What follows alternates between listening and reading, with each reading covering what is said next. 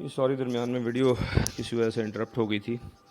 अभी इसमें हम बात कर रहे थे मैक्सिमम ऑर्डिनेट की, और मैं डिस्कस कर रहा था कि आपकी जो ग्राफ की यानी नॉर्मल कर्व की जो मैक्सिमम हाइट है उसे हम मैक्सिमम ऑर्डिनेट कहते हैं। तो वो होता है x is equal to zero पे, क्योंकि ये सिमेट्रिक कर्व है। अगर आप माइनस इन्फिनिटी से प्लस इन्फिनिटी तक जो इसकी डोमेन बनती है या जो सपोर्ट बनती है, इसका सेंटर देखें तो सेंटर ज़ीरो बनता है। यानी आपका जो ग्राफ है उसका जो मिडल वैल्यू बनेगी एक्स पे एक्सिस पे वो ज़ीरो होगी।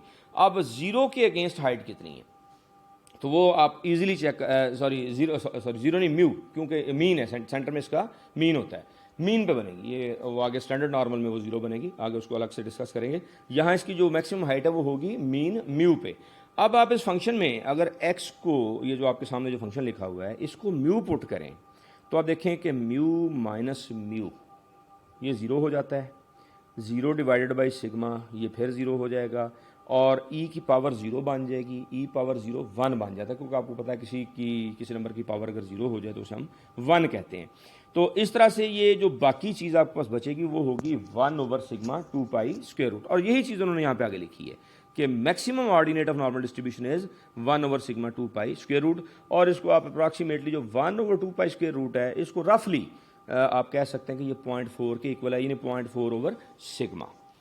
अच्छा, आगे वो बात जो मैंने अभी पहले मैं इसमें कह गया कि ज़ीरो पे आगे वो चीज़ आ रही है कि अगर एक्स एक नॉर्मल रैंडम वेरिएबल है जिसका मीन म्यू है, जिसकी वेरिएंस सिग्मा स्क्वायर है, हम एक नया वेरिएबल डिफाइन कर देते हैं जेड, और जेड इस तरह से डिफाइन करते हैं x minus mu divided by sigma, कि एक्स में से उसका मीन माइनस करते हैं और उसकी स्टैंडर्ड डेविएशन से डिवाइड कर देते हैं। तो ये जो नया वेरिएबल बनता है ये कहलाता है स्टैंडर्ड नॉर्मल वेरिएबल। ये प्रोसेस स्टैंडर्डाइजेशन प्रोसेस कहलाता है। इसमें हम वेरिएबल को कहते हैं कि हमने स्टैंडर्डाइज कर लिया है। और जो स्टैंडर्डाइज्ड वेरिएबल होता है इसकी क्वालिटी ये होती है कि ओरिजिनल वेरिएबल का जो मर्जी मीन हो, ओरिजिनल वेरिएबल की जो मर्जी वेरिएंस या स्टैंडर्ड डेविएशन हो, जो स्टैंडर्डाइज्ड वेरिएबल होगा यानी जब आप ये कैलकुलेशन कर लेंगे z is equal to x minus mu over sigma, तो हमेशा z का मीन ज़ीरो बनेगा और z की वेरिएंस लाजमन वन बनेगी, चाहे असल वेरिएबल का मीन 50 हो, 100 हो, 200 हो, 10 हो, 20 हो, वेरिएंस 25 हो, 36 हो, 6 हो, 9 हो, कुछ भी मीन वेरिएंस ओरिजिनल वेरिएबल का हो, जब आप ये ट्रांसफॉर्मेशन अप्लाई कर देंगे तो जो ट्रांसफॉर्म्ड वेरिएबल होगा उसका जो मीन होगा वो लाजमन ज़ीरो बनेगा और जो उसकी वेरिएंस होगी वो लाजमन वन बनेगी। दैट इज़ वाई के वो ऊपर मैं डिस्कस कर गया वो इसके हवाले से कि सेंटर में आपका ज़ीरो, यानी वो जो म्यू मीन है वो ज़ीरो में तब्दील हो जाता है। तो जो स्टैंडर्ड नॉर्मल कर्व है उसका सेंटर जो है वो ज़ीरो। अच्छा, अब PDF अगर लिखें इसका तो ज़ाहिर है हमने x minus mu over sigma को जेड कह दिया, तो अब इसमें वो म्यू भी गायब हो गया, सिग्मा भी गायब हो गया, क्योंकि सारे म्यू बदल गए ज़ीरो में, सारे सिग्मा बदल गए वन में। तो वो जो सेपरेट पैरामीटर अलग अलग स्पेसिफाई करने की ज़रूरत नहीं है, ये एक ही स्टैंडर्ड कॉमन डिस्ट्रीब्यूशन बन जाती है जिसको हम स्टैंडर्ड नॉर्मल डिस्ट्रीब्यूशन कहते हैं। और f of g is equal to one over two pi square root e raise to power minus one by two sigma minus one by two z square ये बन जाता है। और जेड की support जो है ये उसी तरह माइनस इन्फिनिटी से प्लस इन्फिनिटी तक हो जाती है। अब मैक्सिमम ऑर्डिनेट अगर एक्स की आप बात करें तो ये 0.4 है, क्योंकि इसमें वन ओवर टू पाई जो, क्योंकि इसमें z is equal to zero पे कर्व का सेंटर है, यानी मिडल पॉइंट है या मोड है, तो ये इस पे जो हाईएस्ट पॉइंट बनता है या जो मैक्सिमम ऑर्डिनेट बनता है इस पॉइंट पे वो one over two pi square root है जो कि 0.4 है। अच्छा, फिर ये दो रिलेशन भी याद करें, हमने पहले चैप्टर्स में न्यूमेरिकल्स जहाँ हमने ये क्वार्टाइल डेविएशन, स्टैंडर्ड डेविएशन वगैरह कैलकुलेट की, वहाँ भी ये चीज़ डिस्कस की थी कि मीन डेविएशन रफली इक्वल होती है 4/5 स्टैंडर्ड डेविएशन, और ये नॉर्मल की प्रॉपर्टी है जब डेटा नॉर्मल हो। और या इसको आप कह सकते हैं कि mean deviation point 7979 standard deviation के इक्वल होती है। और इसी तरह क्वार्टाइल डेविएशन जो है नॉर्मल वेरिएबल की, ये 2/3 स्टैंडर्ड डेविएशन या 0.6745 स्टैंडर्ड डेविएशन के इक्वल होती है। और चूंकि ये एक सिमेट्रिक डिस्ट्रीब्यूशन है, इसका मीन मीडियन मोड बराबर होता है, आप इसका मीन या मीडियन या मोड निकालने के लिए दोनों क्वार्टाइल्स को ऐड करके 2 पे डिवाइड करेंगे तो आपको इसका मीन मिल जाएगा, और वो मीन वही मीडियन होता है, वही इसका मोड होता है। अब जो दरमियान में मीन म्यू है, ये सिमेट्रिक होने की वजह से मीन से लेफ्ट साइड पे और राइट साइड पे इक्वल एरिया यानी इक्वल प्रॉबिलिटी होती है। 0.5 लेफ्ट पे और 0.5 ही राइट पे।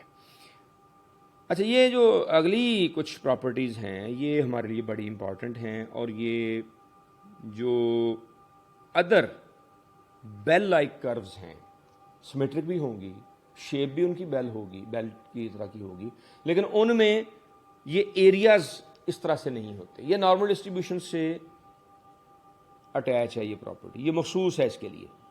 प्रॉपर्टीज क्या है कि 68.3% observations of normal data fall with in 1 standard deviation of mean.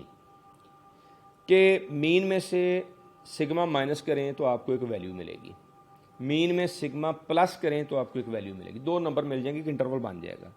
अगर आपका वेरिएबल नॉर्मल है तो 68.3% of your data will lie between these two, यानी के दरमियान होगा। इसी तरह अगर आप म्यू -2 सिग्मा यानी सिग्मा को 2 से ज़रब दें और म्यू में मीन में से माइनस कर दें, सिग्मा को 2 से ज़रब दे के मीन में प्लस कर दें, तो एक नया इंटरवल बनेगा म्यू -2 सिग्मा म्यू +2 सिग्मा। ये एक ऐसी रेंज होगी जिसके अंदर 95.4% ऑब्जर्वेशन जो हैं वो इन्हीं 2 नंबरों के दरमियान फॉल करेंगे।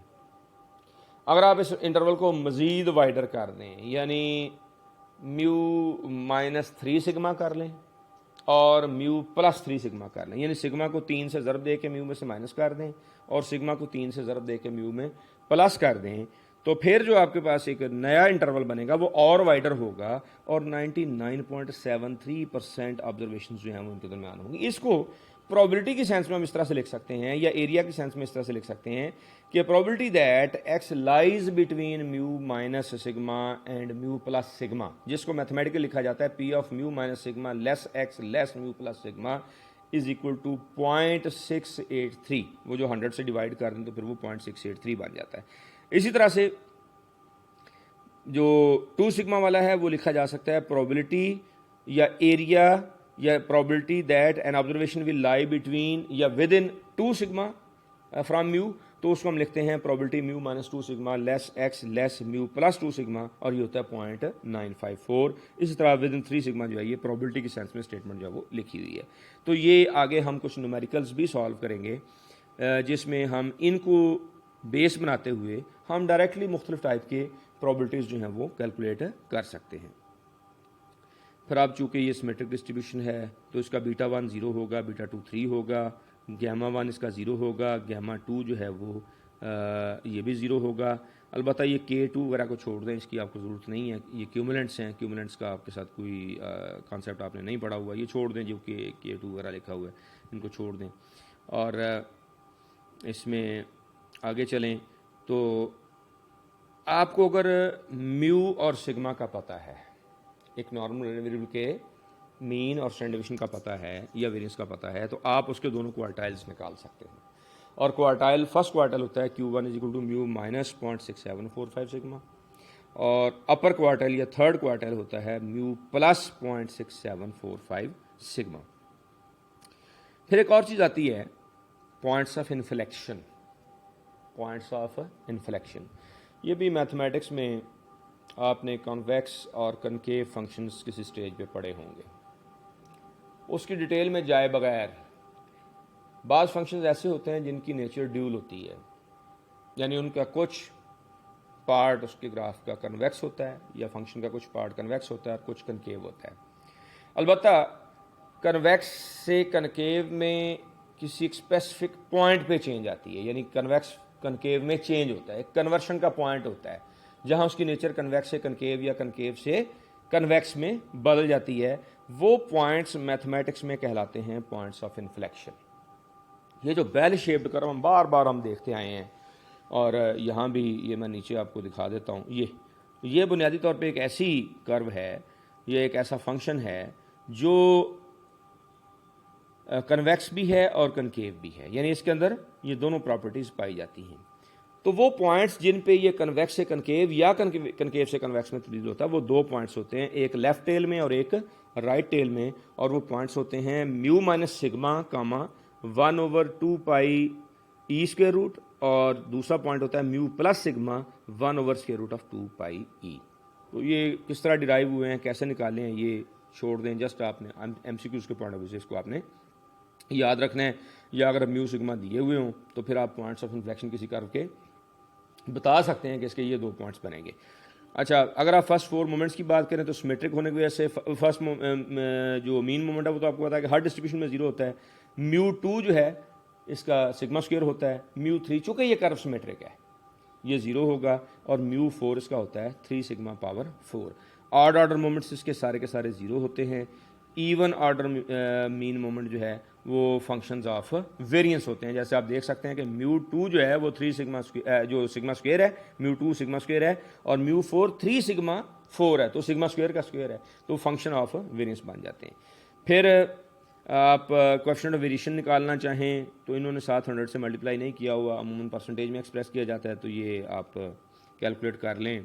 इसमें mu sigma divide by mu multiplied by 100। अलबत्ता अगर आप स्टैंडर्ड नॉर्मल वेरिएबल लें जिसको हम z कह रहे हैं तो फिर आप उसका कोएफिशिएंट ऑफ वेरिएशन डिफाइन नहीं कर सकते क्योंकि उसमें मीन 0 है, तो 1/0 जो है वो अनडिफाइंड है, तो फिर आप उसको डिफाइन नहीं कर सकते। तो जो कोएफिशिएंट ऑफ वेरिएशन जो है वो आप स्टैंडर्डाइज्ड वेरिएबल से कैलकुलेट नहीं करते बल्कि एक्चुअल वेरिएबल से कैलकुलेट करते हैं। और ये पहले भी डिस्कस मैंने कर दिया कि इसके दो पैरामीटर होते हैं, म्यू और सिग्मा स्क्वायर। ये जो आगे फाई ऑफ एक्स है, ये कैपिटल फाई, ये क्यूमुलेटिव प्रोबेबिलिटी या टोटल प्रोबेबिलिटी, जैसे क्यूमुलेटिव फ्रीक्वेंसी पड़ी थी, -इन्फिनिटी से दिए गए पॉइंट तक टोटल प्रोबेबिलिटी, ये आगे लिखा हुआ है phi of x is equal to p of x less than x.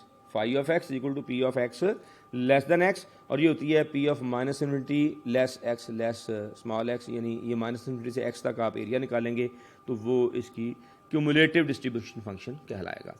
Standard normal cumulative function फिर उसी पैटर्न पे, चूँकि x minus mu over sigma को हम उसमें म्यू कर जेड पुट कर देते हैं तो वो ये बन जाता है।